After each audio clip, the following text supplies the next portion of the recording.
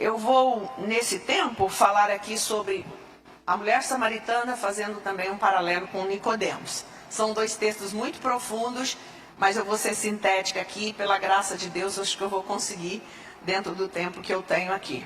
Em primeiro lugar, a mulher samaritana, a maioria conhece esse texto, sabe que ele é um texto muito falado, muito ensinado e muito ministrado, né? Os samaritanos, eles eram uma mistura de cananeus com judeus. E eles viviam, né?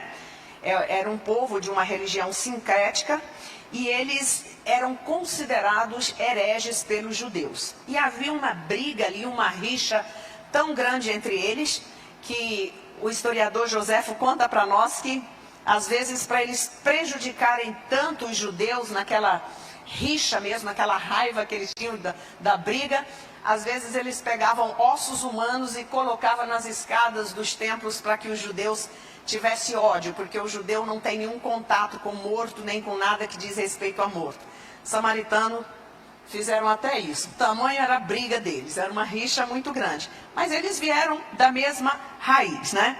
Então, quando Jesus chega para falar com essa mulher, a surpresa dela foi exatamente isso. Que ela diz assim: como você, sendo judeu, vem falar comigo ou pedir a mim, uma mulher que sou samaritana? Essa foi a surpresa dela, né?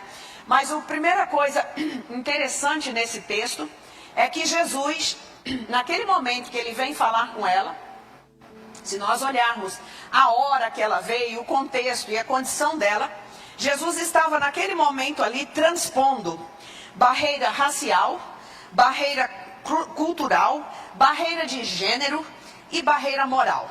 Jesus, ele rompe assim, para ser rápido, não dá tempo de discorrer muito, mas ele rompe com todas essas barreiras quando ele vem falar com a mulher samaritana nesse momento. E esse é o Jesus que nós conhecemos. Esse é o Jesus que o Evangelho expõe para nós. Ele não está preso a convenções. Eu estou falando de uma mulher e de dois povos que vieram mais da mesma raiz, mas que havia uma rixa enorme, porque os judeus consideravam que eles eram hereges. E você vai ver que ela fala aqui de adoração no Monte Gerizim, nossos pais, ela fala do poço que Jacó deu. Se nós formos falar disso, íamos reportar lá em Gênesis, milhares de anos de história. Então ela era uma mulher religiosa, ela era uma mulher que também conhecia a lei. Mas os judeus não se comunicavam e não se davam com os samaritanos, porque dentro da legalidade, da lei deles e da religião deles, eles achavam que era um povo excluído, que não dava para ter comunicação com eles.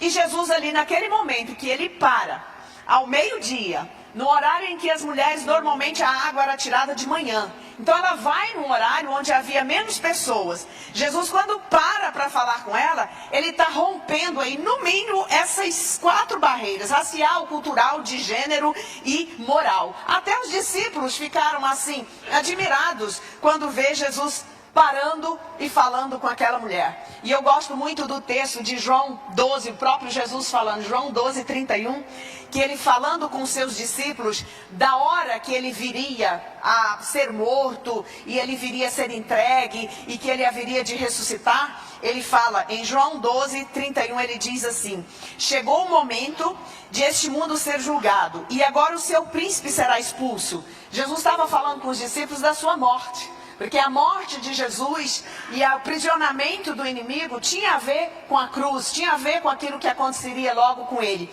E aí ele disse assim no versículo 31, e eu, quando for levantado da terra, todos atrairei a mim. Você está aqui hoje porque você foi atraído para a salvação pela morte, pelo sacrifício de Jesus. Então Jesus, ele tem esse poder. O homem que não enxerga, o homem que não vê, o homem que muitas vezes não entende, o homem que não quer, mas que ele vê, Jesus vê a necessidade, o desejo, a sede da alma, Jesus o atrai para si.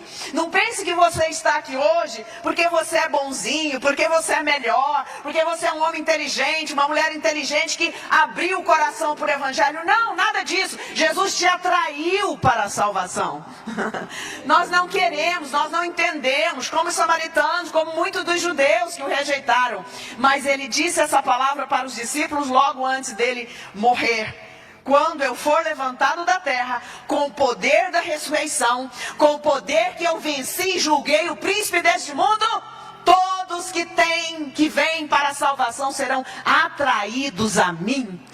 Glória a Deus, porque você está aqui hoje. Você foi atraído por Jesus. Você foi atraído pelo Evangelho. O Espírito Santo capturou o seu coração e sua mente, por isso você está aqui hoje. Então o discurso de Jesus, o diálogo de Jesus com essa mulher começa mais ou menos assim. Nós vamos ver duas características muito interessantes quando ele fala com ela. Radical e ao mesmo tempo gentil.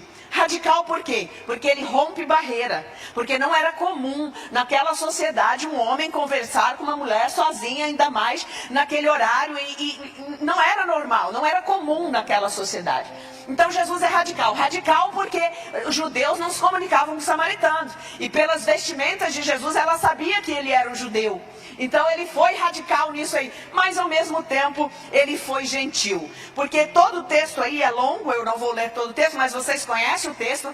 Ele começa a falar com ela usando a metáfora da água, porque ela foi buscar água. E água no poço, água tirada é uma coisa difícil, né? Os mais antigos, assim, os mais velhos aqui como eu, sabem que quem teve um poço em casa, o troço difícil, que dava calo na mão de puxar aquele baldinho.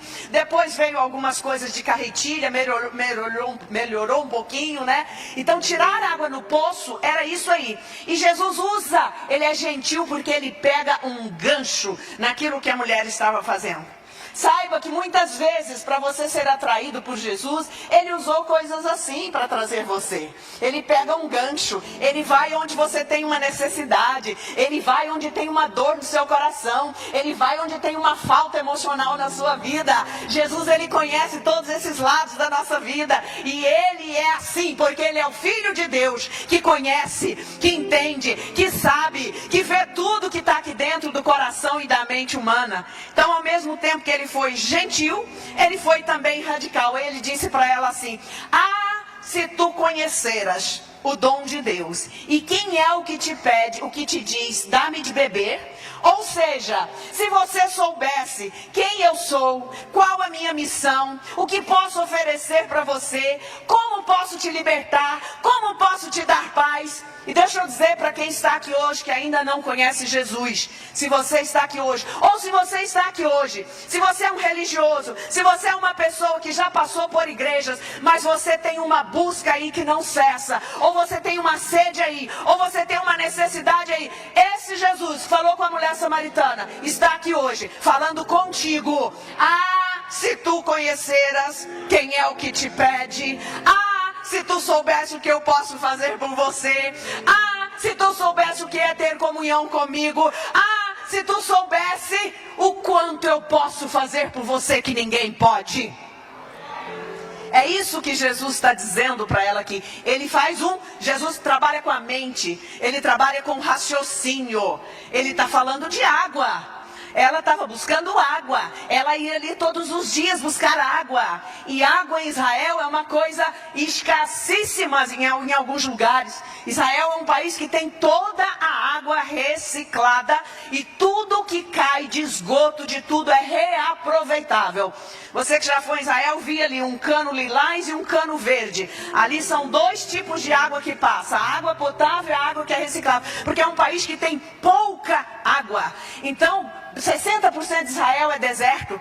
Então aquele pessoal ali conhece muito bem o significado de um oásis, de uma água. No deserto de En-Gedi, você anda horas e horas nesse deserto, seca e areia seca, uma relvinha aqui, outra ali. E aí no meio do deserto você vê uma cachoeirinha com uma água, e ali no meio do deserto tem aquela coisa verde que vem daquela cachoeira ali. Ali foi onde Davi escreveu um dos seus salmos, falando que como a corça suspira pela água, assim suspira por ti, ó Deus, a minha alma. Você sabia que a corça, ela tem a capacidade de perceber o cheiro de água de longe, e ela vai e encontra água? É isso que Davi está falando, da necessidade da alma humana. A Assim como a corça precisa e de longe ela sente o cheiro das águas, encontra água, a alma humana é do mesmo jeito. Tem uma sede que ela não vai saciar com nada da terra. Tem um vazio que não preenche com nada daqui, com riqueza, com bens, com sexo, com intelectualidade, com beleza, com nada disso. A alma humana só preenche com essa água viva que só Jesus pode dar. É isso que Jesus fala para essa mulher. Então ele foi radical por se aproximar e dialogar com ela, mas foi gentil e amável quando toca a alma dela e as suas necessidades. Isso é lindo no Evangelho. Jesus, quando precisa ser radical, ele é, mas ao mesmo tempo que ele é radical, se precisa ser gentil com a alma, ele é gentil. Jesus foi muito radical com os fariseus, chamou ele de uns adjetivos assim que até eu assusto, sabe, pastor Danilo? Raça de víbora, sepulcro caiado. Imagina você receber um adjetivo desse.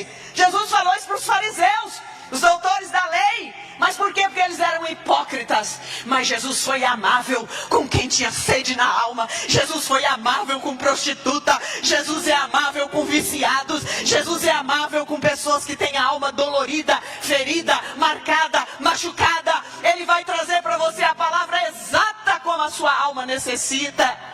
É isso que esse texto mostra para mim.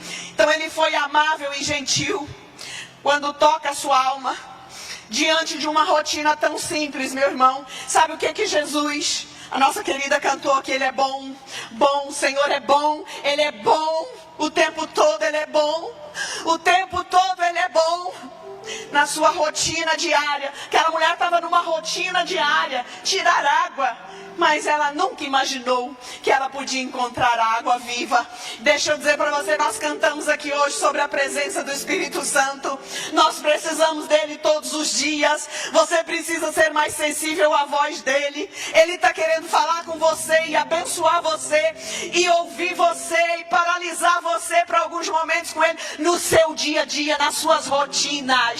Nas suas rotinas do dia a dia, dê um espaço para o Espírito Santo. Ele tem água viva para você. Ele é uma fonte inesgotável. O Espírito Santo não cansa de investir em você. O Espírito Santo não cansa de purificar a gente. O Espírito Santo não cansa de preencher os vazios da alma humana, porque esse é o trabalho dele aqui na terra. Então uma rotina diária, normal, mudou a vida daquela mulher. Ela achou que era mais um dia que ela ia tirar água. Esteja atento ao que Jesus quer fazer por você, ao que o Espírito Santo quer fazer por você. Às vezes você pensa que é mais um dia, mas aquele pode ser um dia de libertação, aquele pode ser um dia de direção nova, aquele pode ser um dia em que cadeias vão cair na sua vida por coisas que você já está buscando há muito tempo. Esse é o nosso Deus, esse é o Evangelho de Jesus Cristo.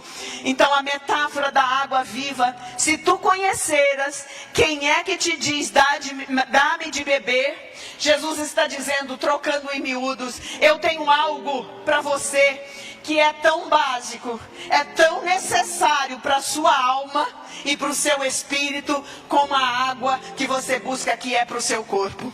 É isso que Jesus está dizendo. Ninguém aqui pode passar sem água mais do que 48 horas, no máximo isso tudo. A gente pode até ficar sem comida, mas a água ela é essencial para o organismo.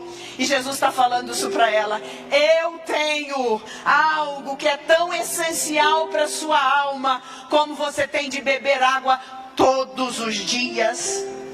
A água é um bem precioso, que você não compra, você não pode fazer, você não pode fabricar. Quem pode fabricar água? A gente pode engarrafar, mas ela vem de onde? Vem da fonte. A água é um bem que jorra todos os dias nas fontes, no rio, porque eu e você estamos na terra.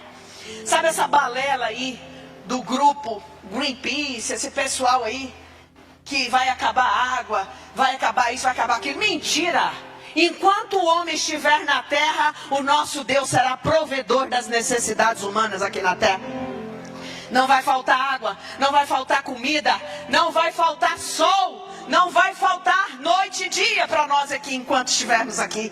Então a água, essa metáfora maravilhosa, Jesus usou para falar da alma da pessoa. Então ele traz salvação e satisfação. Jesus respondeu: qualquer que beber desta água tornará a ter sede. O mais anseio e profundo anseio espiritual de uma pessoa em conhecer a Deus. Essa sede está em todo o coração humano, menos daquele que já recebeu a água da vida. Você que recebeu, você sabe que cessou essa sede da sua alma. Às vezes você tem mais sede da presença dele. Às vezes você tem mais sede de proximidade dele. Às vezes você tem mais sede de passar mais perto dele. Mas aquela busca que você tinha, que você tentava preencher com algo da terra, isso cessou no dia que você recebeu Jesus. É ou não é verdade? Cessou. Sua alma tem uma fonte que jorra constantemente. É a presença do Espírito Santo com você. Mas aquele que beber da água que eu lhe der, nunca mais terá sede. Porque a água que eu lhe der fará nele uma fonte de água a jorrar para a vida eterna. Os tanques estagnados da alma humana. Sabe aqueles lugares parado, sem vida, morto, ou que vive buscando nas coisas da terra? Quando você recebe Jesus, começa a brotar aí uma fonte em todos esses lugares na sua vida, na alma, na mente, no coração, na sua vida, no seu comportamento, em tudo na sua vida. Você tem uma fonte que jorra. Tem uma fonte. O crente tem que ser assim. Eu digo que o crente tem que ter uma boca que abençoa, porque a fonte jorra constantemente em nós. Se você não tem uma palavra de bênção, não abra a tua boca, porque daqui tem que jorrar fonte de vida eterna. Palavras de cura, palavra de libertação, palavra de apoio, palavra de correção, tudo isso é fonte, é bênção que está aí. Jesus disse isso para essa mulher. Isaías 44 tem uma promessa para Jacó: porque derramarei água sobre o sedento e rios sobre a terra seca. Derramarei o meu espírito sobre a sua posteridade e a minha bênção sobre os teus descendentes. Receba essa bênção, meu irmão. Fale: eu quero, Jesus, para sua descendência, pastores, líderes, receba. Sua descendência será bendita do Senhor. Teus filhos serão discípulos do Senhor. Essa fonte vai jorrar na sua vida. Sua descendência pertence a Ele. É essa fonte. É isso que o Evangelho faz em nós, irmãos. Essa riqueza, essa grandeza. Deus tem me dado muitas coisas no nível financeiro, mas a maior riqueza que eu é 3 filhos tementes a Deus, que têm convicção do que é ser crente, bons maridos, boa esposa, bons pais, boa mãe. Essa é a maior riqueza que eu tenho na minha vida aqui na terra, porque veio da mesma fonte, essa fonte que não se esgota, essa fonte inesgotável. Esses valores, como a pastora leu aqui e disse para nós ensinarmos as nossas crianças, é uma fonte inesgotável. E a criança, ela suga tudo aquilo que você passa para ela do Evangelho. Então Jesus não está oferecendo salvação, só salvação, mas satisfação para a alma. A salvação implica tudo aquilo que faz com que nós vamos um dia morar com Ele. Mas enquanto nós formos salvos aqui, Ele traz também a satisfação para a alma. Foi isso que aquela mulher recebeu. Sabe, tem uns crentes que têm a teologia do sofrimento. Sofrimento aqui na terra a vida inteira, vento a vida inteira, tempestade a vida inteira. Porque afinal de contas, pastor Mar, eu vou morar no céu um dia. Eu não gosto dessa teologia, não. A gente passa por aflição, a gente passa por desertos, passamos por lutas, por dores, por doenças, tudo isso. Mas a promessa de Jesus no livro de João para nós é dar vida e vida com abundância. Vida, abundância é ter paz, é ter tranquilidade, é ter relacionamentos restaurados, é ter um casamento abençoado, é ter filhos ajustados. Isso é vida com abundância. Então a salvação não só vai te tirar do inferno, não só te tirou do inferno para te levar para o céu, mas enquanto nós estamos aqui, você terá vida abundante. Essa é a promessa do Senhor. O que te faz feliz? O que realmente te satisfaz? O que sacia essa busca constante da sua alma? Se você está buscando isso, ou buscou até hoje, ou tentou até hoje, em coisas da terra, em fama, dinheiro, posição social, beleza, troca de parceiro, tudo isso aí, pare agora em nome de Jesus. Sua alma não vai satisfazer com estas coisas. Sua alma só vai satisfazer quando começar a jorrar essa fonte de água viva. Quando o Espírito Santo entrar aí. Quando o Espírito Santo começar a fazer uma limpeza. Quando o Espírito Santo começar a te dirigir. Quando o Espírito Santo começar a te dar direção para a sua vida. Aí você vai parar com essa busca. Se você perguntar para mim assim: Márcia, você tem algum desejo hoje, um sonho assim? Não, não tenho. Ah, vou agora conhecer um safari na África. Nunca fui, vou lá. Mas eu estou assim, extasiada porque eu vou conhecer um safari na África. Não. Eu vou porque eu gosto mais, nem tanto do safari. Eu gosto da companhia, do pastor Edson, da minha filha, do meu genro, do meu neto. Então estou indo. Mas aquela busca, aquela coisa, sabe? Não, não tem isso não. Eu sou uma mulher satisfeita porque a presença do Espírito Santo está aqui comigo. Eu sou uma mulher feliz porque eu tenho Jesus na minha vida. Eu tenho a presença dele aqui. Ele me revela a palavra, ele fala comigo, ele me orienta, ele me dirige. Ele já me ajudou em muitas lutas e em muitas tribulações. Ele me colocou de pé quando eu achei que não conseguia levantar. Esse é o Jesus que eu estou falando dele para você. E eu estou falando de alguém que eu conheço. Eu sei que ele é poderoso para fazer. Ele fez isso para a mulher samaritana. Amor, o que mais você está precisando na sua vida? Amor romântico, profissão, nada disso. Essa fonte que jorra é uma fonte alimentada pelo Espírito Santo. Se alguém tem sede, vem a mim e beba. Quem crê em mim, como diz a Escritura, rios de água viva correrão do seu ventre. Pelo Espírito Santo. Ele estava falando do Espírito Santo. Você está com sede hoje? Qual é a tua sede? Qual é a tua busca? Venha a Jesus e entregue tudo aos pés dele, porque você será saciado. Não tente saciar a sede da alma com coisa da terra. Também pôs a eternidade no coração do homem. Eclesiastes. Nossa essência não é terrena, mas ela é do céu. Ela não é temporária, ela é eterna. Você vai morrer, você pode morrer aqui, mas tu não morre, tu vai viver eternamente. Deus pôs a eternidade no coração do homem. Então não busque. A essência humana não é da terra. Nós vivemos um mundo, uma sociedade em que você gasta milhões com entretenimento. Você gasta coisas incríveis e caras com entretenimento para a pessoa ter minutos de prazer. Fala se não é verdade. As pessoas perderam a oportunidade de se contentar com coisas simples. Como, por exemplo, observar uma paisagem. Eu já vi em alguns locais que às vezes vou, as pessoas estão tão preocupadas com a selfie, com a foto para botar no Instagram, que nem aprecia a paisagem. Isso é uma troca, isso é uma inversão que a sociedade está vivendo. E nós pensávamos que quando chegássemos na era da tecnologia, como estamos agora, além da tecnologia, nós estamos na era da IA, inteligência artificial. Né? Você coloca aí um poema, vai sair não sei quantos poemas aí de acordo com o que você quer. Né? Nós estamos nessa época, mas eu pergunto, o homem dessa época é um homem que está mais tranquilo, que está mais feliz, que está com menos problemas emocionais e doenças na alma? Não. Está o oposto disso. Então, queridos, o que é que satisfaz? O que é que traz paz? O que é que traz contentamento? É essa fonte jorrando, essa comunhão com o Pai.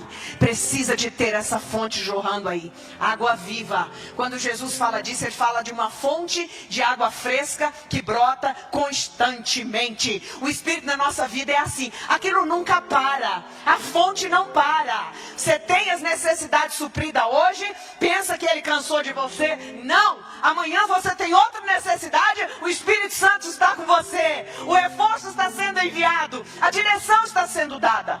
Isso é uma fonte de água viva que jorra. Então, queridos, quando a mulher entende isso, Jesus vai para um outro princípio incrível e maravilhoso. 2 princípios do Evangelho.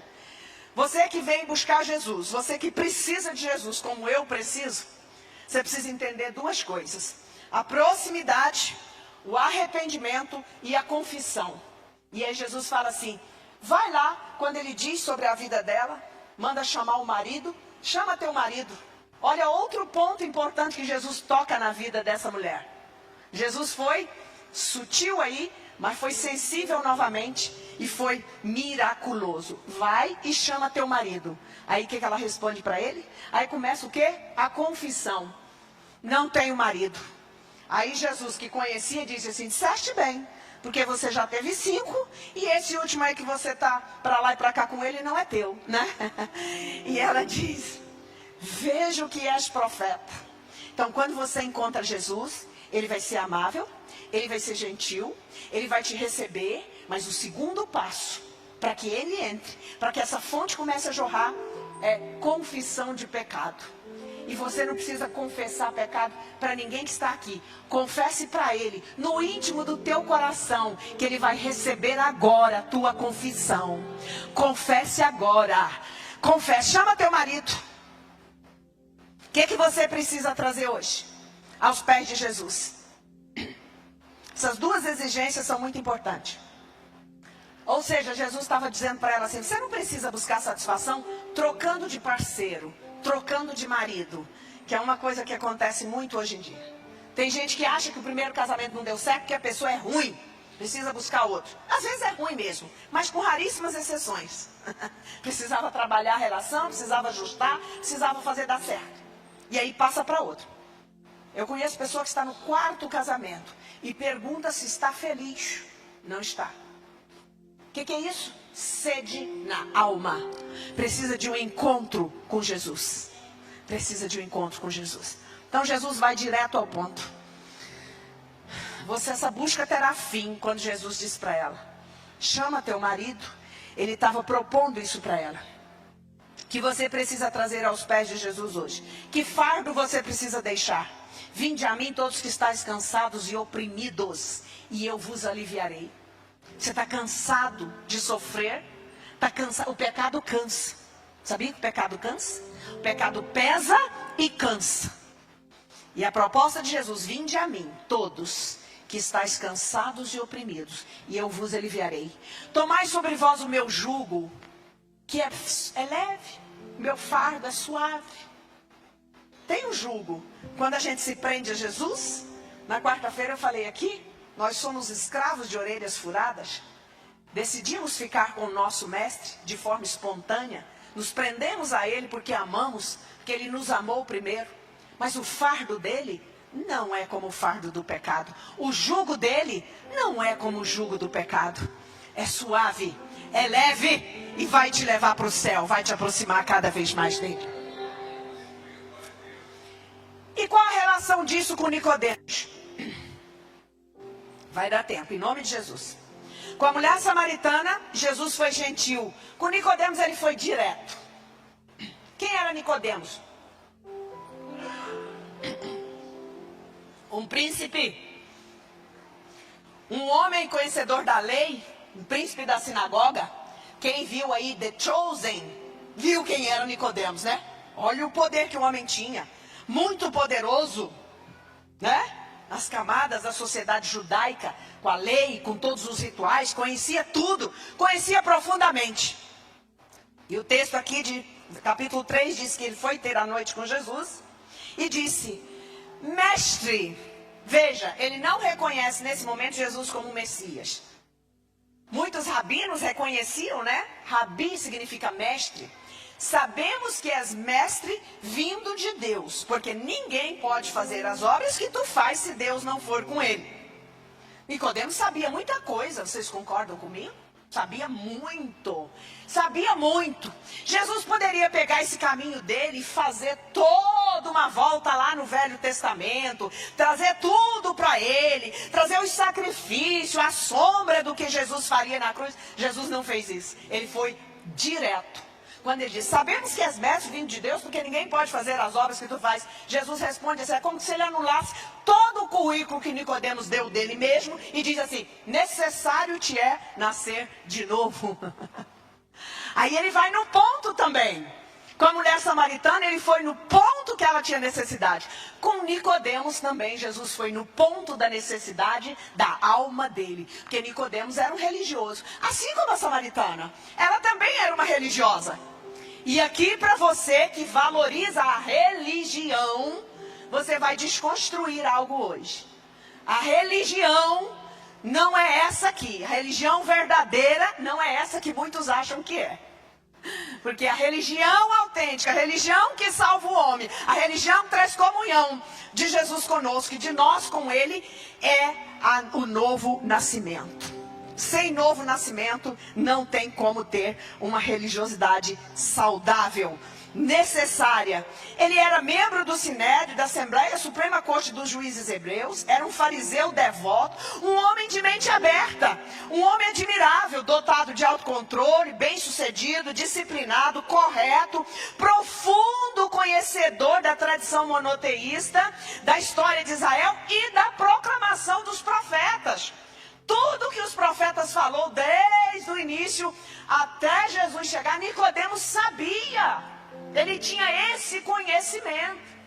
Entende? Sabia da promessa do Messias. Mas naquele momento que ele fala com Jesus, ele não o reconhece como Messias. Ele reconhece a tradição, ele reconhece os milagres, ele reconhece o poder de Deus para fazer milagre, mas ele não reconheceu o ponto central. Jesus respondeu e disse: na verdade, te digo que aquele que não nascer de novo, e no grego esse nascer de novo significa nascer de cima, novamente, sob uma nova forma. Novo nascimento faz isso com você. Por isso, eu falei aqui na quarta-feira e repito, não acredite em evangelho que não lhe traga ou não lhe exija mudança.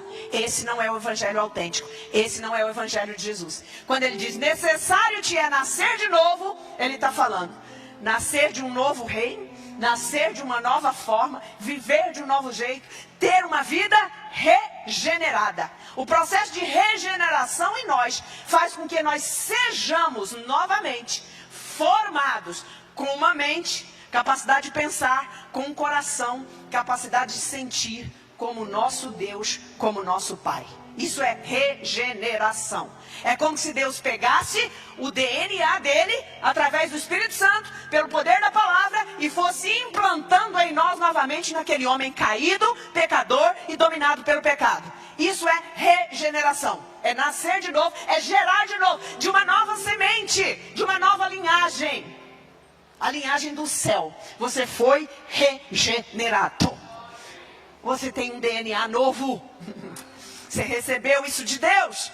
Então, quando ele fala isso para Nicodemos, um homem inteligente, Nicodemos fica assim, né? Qual era o problema de Nicodemos? Com a mulher ele usa a falta de satisfação. Posso te dar água viva. Com esse príncipe, Jesus usa a metáfora da autossatisfação. Veja, contrário. Da presunção, da religiosidade. Jesus usa essa metáfora com ele. Você precisa nascer de novo. Peraí, eu nunca ouvi esse termo. Eu conheço a tradição judaica, eu conheço a lei, eu conheço os profetas, eu conheço tudo. Mas nascer de novo, eu não conheço. Sim, mas você tem que nascer. A tradição, a lei, tudo aquilo que veio foi sombra do que eu fiz, do que eu vou fazer com você na cruz, e você precisa reconhecer. É isso que nós reconhecemos como igreja, como gente que já aceitou a Jesus. Você creu naquilo que ele fez por você na cruz. Novo nascimento. Porque Nicodemos foi visto por Jesus como um pecador. Por que ele precisava nascer de novo? Quando Jesus olha para ele, todo esse currículo maravilhoso que eu já disse, Jesus olha para ele e vê ali um pecador. Sim, com toda a lei, com toda a tradição, com toda a religiosidade, ali existia um pecador. E Paulo vai dizer em Romanos que todos os homens pecaram e destituídos foram da glória de Deus.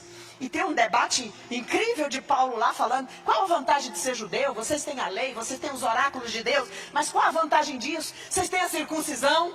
E aí Paulo termina falando da justificação pela fé. Porque se não é por fé, ninguém vai ser justificado. E Jesus entra nesse debate aqui com Nicodemos, né? Por causa do pecado. E outra coisa, pecado, irmãos, não é só errar o alvo. Essa é a definição mais simples que nós temos e conhecemos sobre pecado, né? Mas Pecado é também, além de errar o alvo, buscar a salvação ou achar que você vai ser salvo em outro alguém que não seja Jesus. E quantos estão buscando salvação em tantos outros deuses? Não há um outro nome dado, porque debaixo do céu não existe nenhum outro nome dado entre os homens pelo qual importa que sejamos salvos. Atos capítulo 4, versículo 12. Então o pecado de Nicodemos, com lei, com tradição, com tudo aquilo, era esse, o da autossatisfação. Olha Jesus, meu currículo, ó, top, viu? Meu currículo é legal, hein, Jesus? Ah, sim, mas você precisa nascer de novo. Esse currículo aí, deixa ele à parte aí. Entenda o que é nascer da água e do Espírito. Aí sim, você vai entrar no reino dos céus. Então, queridos, é possível que nós tenhamos hoje Nicodemos atuais na igreja, tá? Estar na igreja, mas anular a graça. Achar que você é salvo por obras e por méritos. Ninguém é.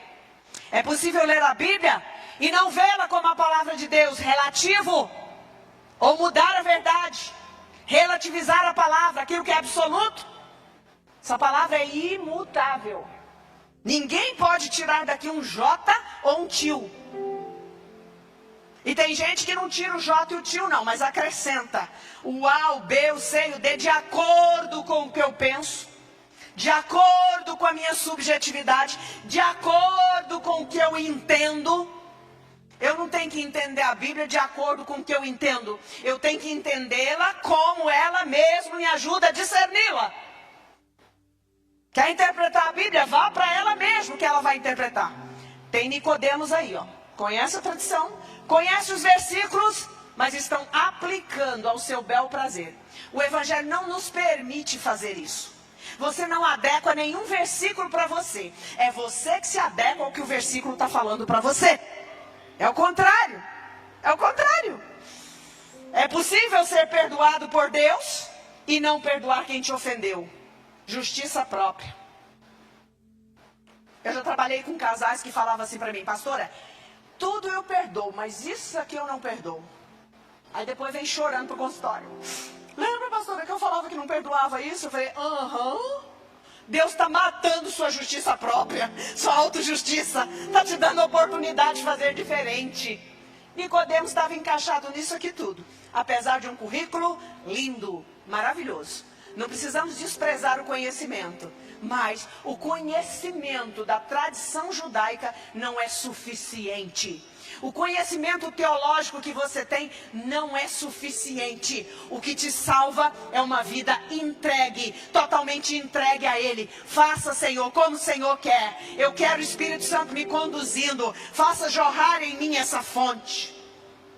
Nascer de novo é nascer da semente incorruptível, é voltar ao plano original, é ser moldado novamente à imagem e semelhança do Criador, é ser recriado pelo Espírito com uma nova natureza. E o Salmo 51, Davi, depois de pecar, ele diz assim, cria, e faz uma oração linda, e fala assim, cria em mim, ó Deus, um coração novo, e renova dentro de mim um espírito inabalável. Esse verbo criar aqui é o mesmo de Gênesis capítulo 1. E tem uma palavrinha no hebraico, bará, que significa criar a partir do nada. Está vazio aí, não tem nada. Não tem nada aí, morreu tudo, acabou tudo. Deus cria em você um coração novo, uma mente nova, um comportamento novo, uma maneira nova de ser. Porque Ele é o Criador que criou a natureza. Ele não criaria em você tudo isso que você necessita? Então, façamos essa oração. Então, o príncipe e a pecadora, se eu pudesse dar um título para essa mensagem. O príncipe e a pecadora. Prostitutas, viciados. Tanto quanto príncipes, juízes, doutores. Todos dois precisam da salvação. Não se coloque acima de ninguém. Você está na condição de prostituta, de viciado, você precisa da fonte da água viva. Você precisa nascer de novo. Você está na condição de um religioso, inteligente, um intelectual, você está na condição que precisa nascer de novo e da água viva. Você precisa deixar de trabalhar pelo Espírito de Deus. É isso que essa palavra mostra para nós. Nascer da água e do Espírito. Todos são igualmente pecadores e não há nada que eles mesmos possam fazer para ser salvo. Não há nada. Não há nada que possamos fazer. A única coisa que você pode fazer é vir a Jesus com um coração humilde, confessar a Ele todos os seus pecados, e Ele vai te receber e vai trabalhar na sua vida em todas as áreas que precisam ser trabalhadas. Venha Jesus, venha Jesus, entregue para Ele as áreas da sua vida que precisa ser saciada. Eu sempre falo para os casais, você pode buscar, Deus te dá a liberdade de buscar o que você quiser. Mas se a sua busca for uma busca que distancia você de Deus, que tira o lugar de você conviver bem com a sua esposa e com seus filhos, que tira o seu tempo de ter qualidade de vida, preste atenção nessa busca que eu vou desconfiar dela. Tem gente pedindo muita coisa para Deus que está matando a própria vida dele, está matando as próprias relações dele. E eu pergunto, Deus quer te dar isso? Não. Os meios com Deus têm que justificar os fins. Tem pessoa que está pensando só no fim. O meio atrapalha tudo, acaba com tudo, destrói tudo. Mas eu vou chegar lá. Deus não trabalha desta forma. Os meios no reino de Deus justificam os fins. Por isso que eu falei da teologia do sofrimento. Sabe? Nós teremos aflições no mundo. O céu vai chegar daqui a pouco. Mas enquanto estivermos na caminhada, Deus nos prometeu vida abundante. Ele não nos prometeu deserto, tempestade, furacão e mais deserto. Não, isso passa. Furacão passa, o deserto passa, a tempestade passa. E a vida abundante permanece, porque a fonte jorra constantemente. Então, nascer da água e do Espírito.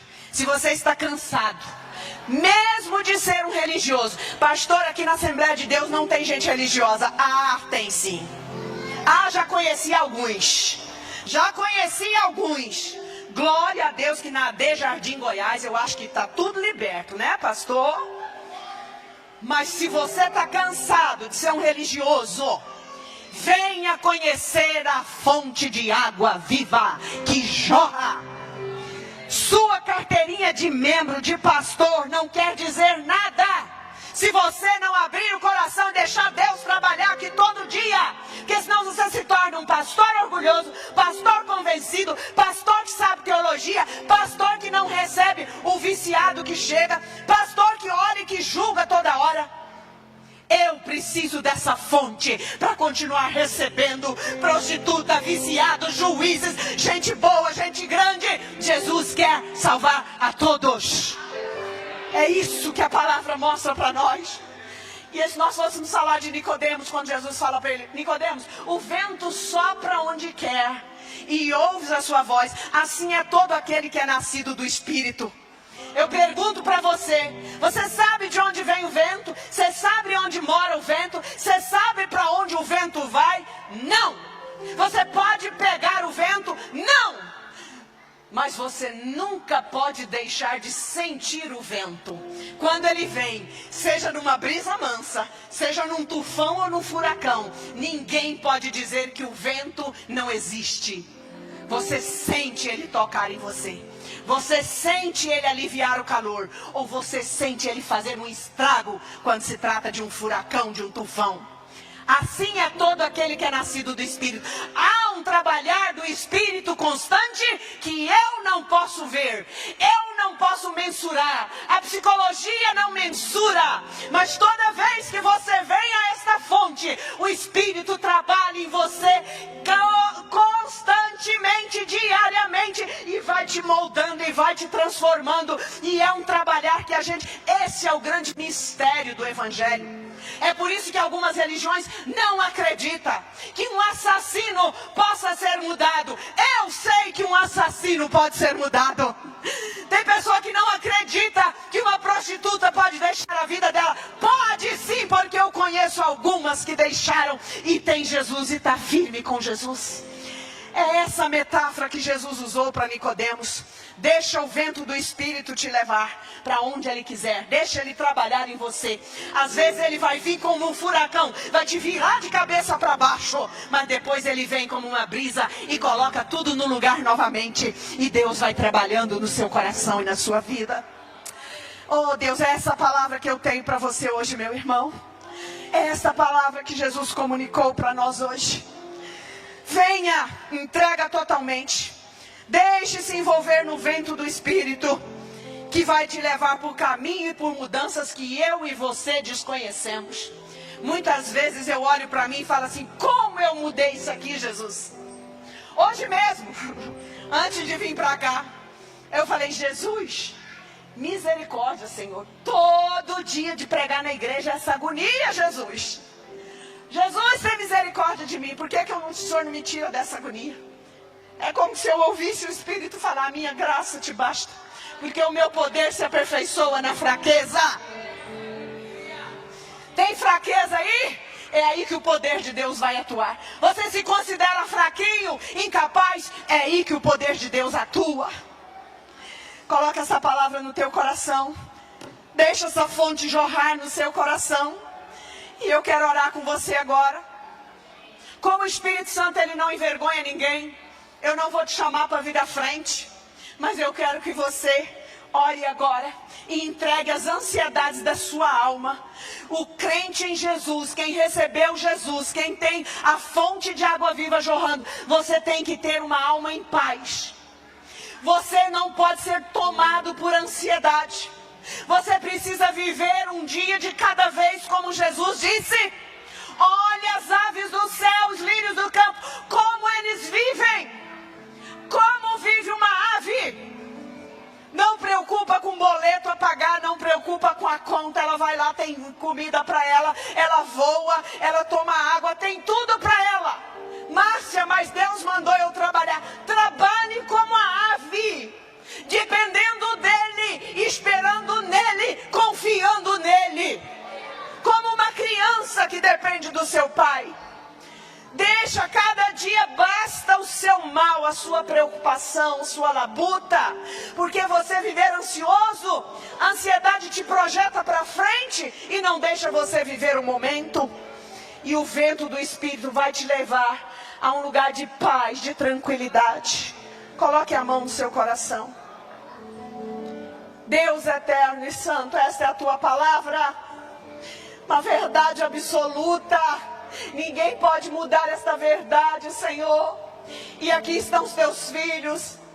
Qualquer um de nós que enquadremos, Senhor, nessas dificuldades, nessas necessidades, nesses anseios da alma, que seja saciado hoje pelo poder, pelo mover do Teu Espírito Santo que preenche, do Teu Espírito Santo que transforma. Eu oro pela Tua igreja, eu oro por famílias aqui, eu oro por casais, eu oro por pessoas que estão se desgastando no trabalho de forma que o Senhor não planejou. Que eles recebam a Tua porção nesta noite e aprendam a descansar em Ti, como uma criança desmamada no seio da sua mãe. Deus, traga paz, que essa fonte jorre nos corações, para que os Teus servos possam frutificar, Deus. É o que eu te peço em nome de Jesus, pela Tua noiva, a Tua igreja querida, Pai, em nome de Jesus. Amém, Senhor. Aleluia.